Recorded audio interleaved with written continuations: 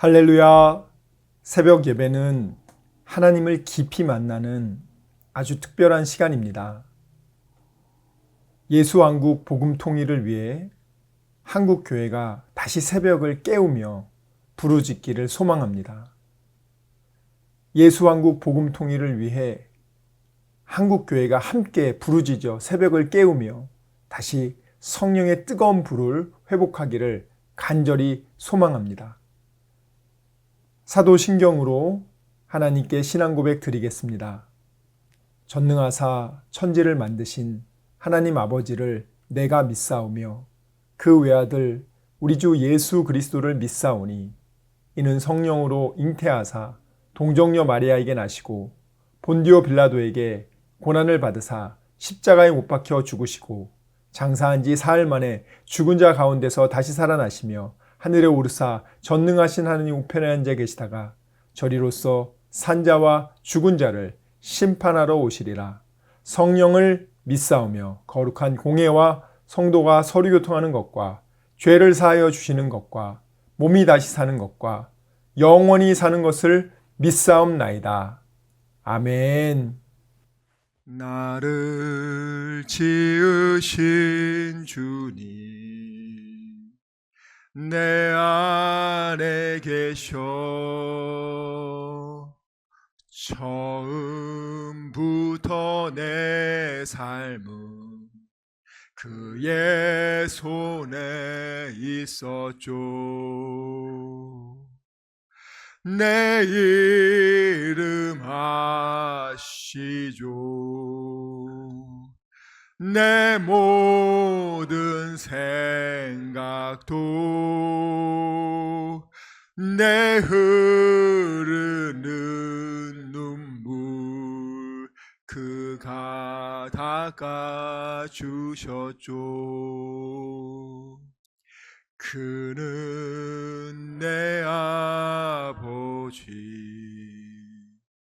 난 그의 소유 내가 어딜 가든지 날 떠나지 않죠. 내 이름 아시죠.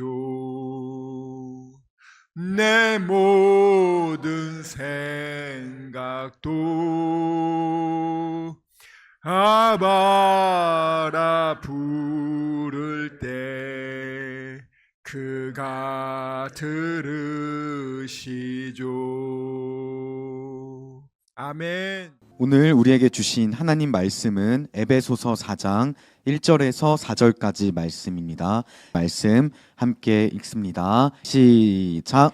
그러므로 주 안에서 갇힌 내가 너희를 권하노니 너희가 부르심을 받은 일을 합당하게 행하여 모든 겸손과 온유로 하고 오래 참음으로 사랑 가운데서 서로 용납하고 평안을 매는 줄로 성령이 하나 되게 하신 것을 힘써 지키라. 몸이 하나요 성령도 한 분이시니 이와 같이 너희가 부르심의 한 소망 안에서 부르심을 받았느니라. 아멘. 그런데 여러분, 우리가 예수님을 주인님이라고 고백한단 말이에요. 하나님의 말씀에 순종하고 자기 뜻을 내려놓은 결과 하나님은 예수님을요 최고로 축복하셨어요. 그러면 하나님의 아들, 딸이 예수님을 본받아서 하나님의 뜻에 순종하려고 할 때 어떤 복을 주실까? 성경에 나와 있습니다. 잠언 22장 4절입니다.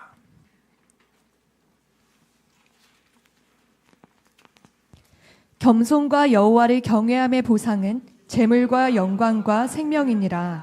아멘.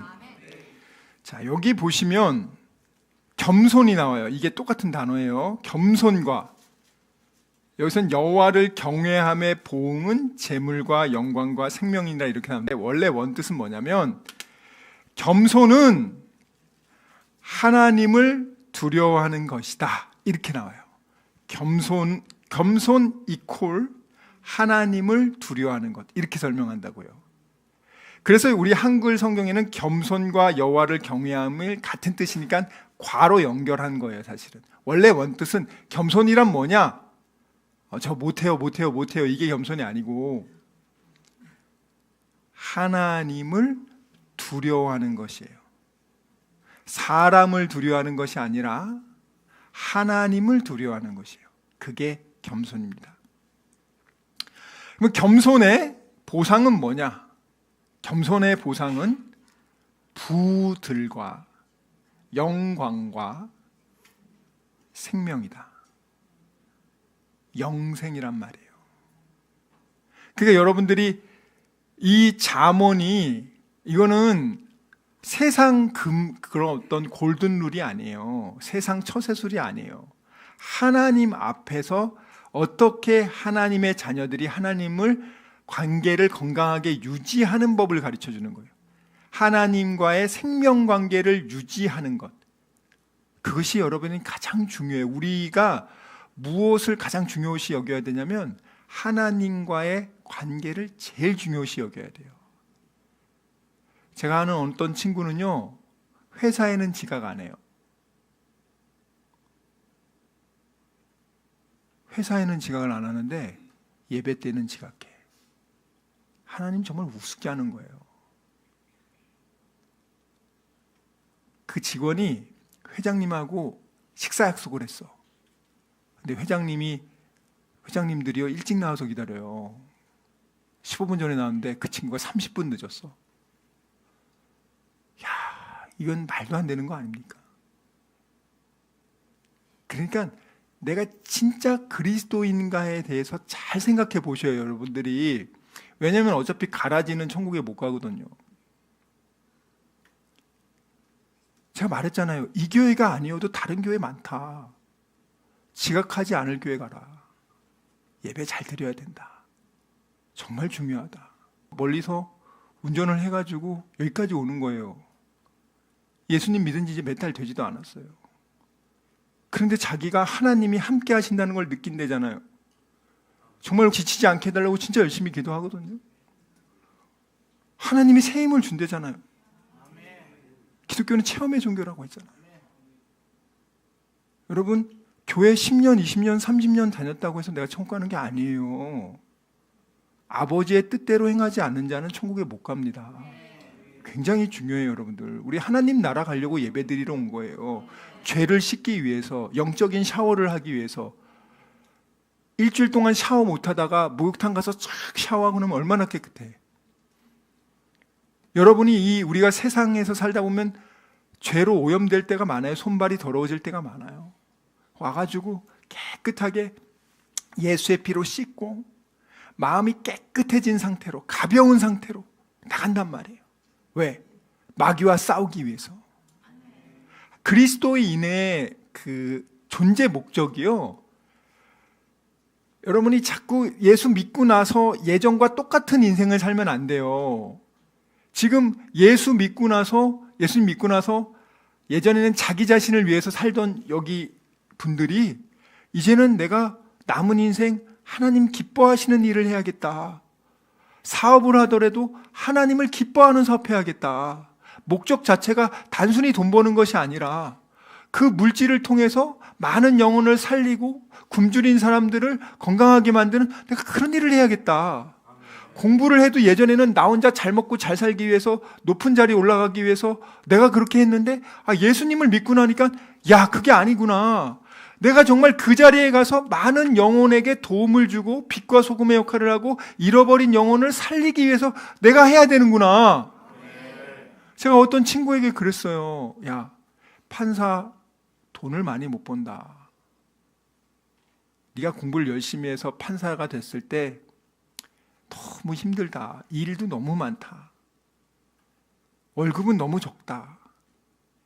그나마 판사가 나중에 변호사를 하면 돈을 좀 많이 벌진 모르겠지만 제가 그 친구한테는 그랬어요. 변호사 하지 말고 그냥 판사 끝까지 해라. 그러면 돈은 진짜 많이 못 벌 거다. 그런데 대신 많은 영혼을 하나님께로 돌아오게 할 수 있다. 어떤 데 우선점을 둘지 모르겠어요. 물론 뭐 나중에 변호사가 될 수도 있죠. 그건 상관없어요. 그렇지만 어느 위치에 있든지 간에 진짜 그리스도인은 어떻게 하면 하나님을 기쁘게 할까? 나 자신을 기쁘게 하고 사람을 기쁘게 할까가 아니에요. 갈라디아서 1장 10절 한번 띄워주세요. 갈라디아서 1장 10절 여러분 외울 수 있는 사람분들 한번 외워보겠습니다. 시작. 이제 내가 사람들에게 좋게 하랴 하나님께 좋게 하랴 사람들에게 기쁨을 구하랴 내가 지금까지 사람들의 기쁨을 구하였다면 그리스도의 종이 아니니라. 사람들의 기쁨을 구하였다면 그리스도의 종이 아니라는 거예요. 그러니까 그리스도인이 되면 일단 내 안에 있는 성령님이 이전과 다르게 살게 한단 말이에요. 이전에는 나 자신을 위해서 공부하고 나 자신을 위해서 잘 먹고 잘 살고 무조건 내 것, 내 가족만 신경 썼어. 다른 사람에 관심이 없어. 근데 예수님을 믿고 하나님의 영이 내 속사람 안에 계시면 하나님이 뭘 기뻐할까? 나를 위해 몸 바쳐 피 흘려 죽으신 그 예수님을 어떻게 하면 기쁘게 할까? 야, 나는 하나님 나라에 들어갈 수 있는 이 모든 것을 받았는데 야, 나는 이 땅에서 그러면 왜 살아야 되는가? 하나님의 뜻에 대해서 생각하게 된단 말이에요, 여러분들. 하나님의 자녀면 하나님의 자녀 아닌 사람은 관심이 없어요, 여러분들. 여러분 예배당 앉아있는 게 중요한 게 아니라 진짜 하나님을 여러분 믿냐고요, 여러분들. 혼자 믿는 척 하지 마시고 진짜 믿는지 스스로에게 물어보란 말이에요, 여러분들. 자, 그러면 오늘 세 가지를 준다 그랬어요. 재물과 영광과 생명. 반대로 하나님 뜻에 순종하지 않고 자기 뜻을 앞세우면 그것을 교만이라고 합니다. 루시엘이 그랬죠. 그러면 어떻게 되냐? 주신 선물 다 뺏깁니다. 한번 예를 들어 볼게요. 민수기 13장 25절부터 33절. 하나님께 최고의 복을 받은 민족이 그 모든 복을 다 빼앗깁니다. 하나님의 은혜로 이집트에서 탈출한 그 이스라엘 백성들이 이제 가나안 땅에 들어가기 전에 12지파 족장들 한 명씩이 12명이 40일 정탐을 합니다. 40일 정탐을 하고 그들이 돌아옵니다. 그리고 보고하는 거예요. 이제 들어가기만 하면 되는데 한번 볼까요? 25절부터 읽어봅니다. 시작. 40일 동안 땅을 정탐하기를 마치고 돌아와 바란 광야 가데스에 이르러 모세와 아론과 이스라엘 자손의 온 회중에게 나아와 그들에게 보고하고 그 땅의 과일을 보이고 모세에게 말하여 이르되 당신이 우리를 보낸 땅에 간즉 과연 그 땅에 젖과 꿀이 흐르는데 이것은 그 땅의 과일이니이다. 그러나 그 땅 거주민은 강하고 성읍은 견고하고 심이 클 뿐 아니라 거기서 아낙 자손을 보았으며 아말렉이는 남방 땅에 거주하고 헤딘과 여부스인과 아모리인은 산지에 거주하고 가나안인은 해변과 요단가에 거주하더이다. 갈렙이 모세 앞에서 백성을 조용하게 하고 이르되 우리가 곧 올라가서 그 땅을 취하자 능히 이기리라 하나 그와 함께 올라갔던 사람들은 이르되 우리는 능히 올라가서 그 백성을 치지 못하리라. 그들은 우리보다 강하니라 하고 이스라엘 자손 앞에서 그 정탐한 땅을 악평하여 이르되 우리가 두루다니며 정탐한 땅은 그 거주민을 삼키는 땅이요 거기서 본 모든 백성은 신장이 장대한 자들이며 거기서 네피림 후손인 아낙 자손의 거인들을 보았나니 우리는 스스로 보기에도 메뚜기 같으니 그들이 보기에도 그와 같았을 것이니라. 아멘. 자, 여러분, 하나님이 이스라엘 민족에게 얼마나 큰 선물을 줬냐고요. 400년간 노예 생활하고 있었어요. 하나님한테 살려달라고 부르짖었습니다. 나 좀 살려주세요. 왜? 이 모세의 그 이집트 사람들이 이스라엘 백성들의 남자아이는 다 죽여. 딸들만 남게. 그렇게 해서 이스라엘 사람들을 이집트 족속화하려고 해요. 지금 하나님의 자녀들을 세상 자녀들로 만든단 말이에요. 미디어를 통해서, 문화를 통해서, 정치를 통해서. 여기 보면 이스라엘 백성들이 하나님의 능력으로 홍해를 어떻게 갈라요, 그들이? 하나님이 갈라주셨잖아요. 이 광야길을 하나님이 지켜주셨잖아요.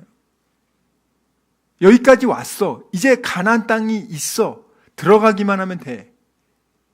그래서 하나님이 어떻게 합니까? 야, 가서 정탐하고 와. 그래서 40일 정탐하고 왔어요. 정탐의 결과가 뭡니까? 오늘 보시면 이 17절 보세요. 27절. 하나님이 우리에게 선물로 주신 그 땅에 가본즉 과연 땅인데요, 젖과 꿀이 그 땅에 흐르고 이것이 그 땅의 열매입니다. 아유, 보통 흙에 무슨 젖과 꿀이 흘러요. 얼마나 좋은 땅이면. 그리고 그 땅에서 난 열매가 이렇게 좋다는 거예요.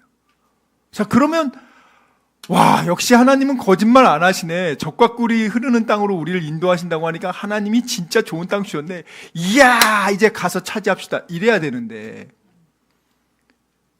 다 하나님을 경외한다는 사람들이었어요. 우리가 한 끗 잘못해서 멸망당할 수도 있고 축복을 받을 수도 있기 때문에 말하는 거예요.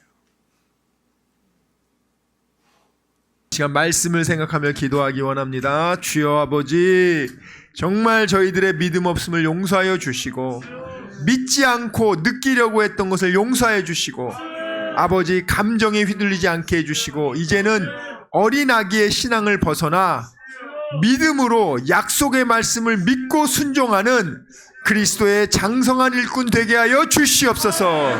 우리 이 시간 말씀을 생각하며 전심으로 기도합시다. 주여, 주여, 주여 아버지.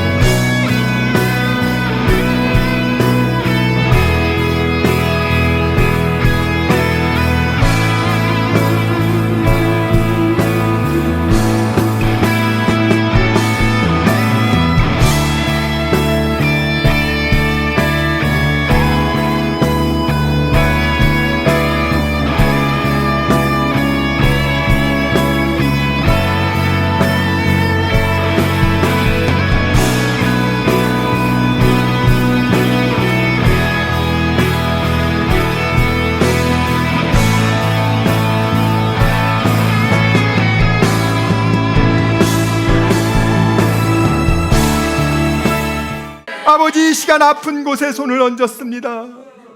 아버지, 병든 곳에 손을 얹었습니다. 여러 가지 문제가 있는 분들은 가슴에 손을 얹었습니다. 주님 아시지 않습니까? 수고하고 무거운 짐진 자들아, 다 내게로 오라. 내가 너희를 편히 쉬게 하리라. 우리 주님 약속하셨습니다. 감사함으로 하나님께 기도합니다. 주여, 세상이 알지 못하는 평안함으로 우리의 생각과 마음을 지켜주시고 문제를 주님께서 해결하여 주시옵소서. 아버지, 병든 곳에 손을 얹어 싸우니 이 시간 예수의 이름으로 명하노니 치료될지어다. 그가 채찍을 당함으로 우리가 나음을 입었도다. 우리는 믿습니다. 지금은 우리 주 예수 그리스도의 은혜와 하나님의 사랑과 성령님의 교통하심이 오직 의심하지 않고 감사함으로 하나님께 기도하기로 다짐하고 결단한 여기 모인 우리 모두와 다니엘 비전교회 귀한 성도들과 함께 예배드리는 모든 분들의 가정과 일터와 범사 위에 지금부터 영원토록 함께 있을지어다. 아멘.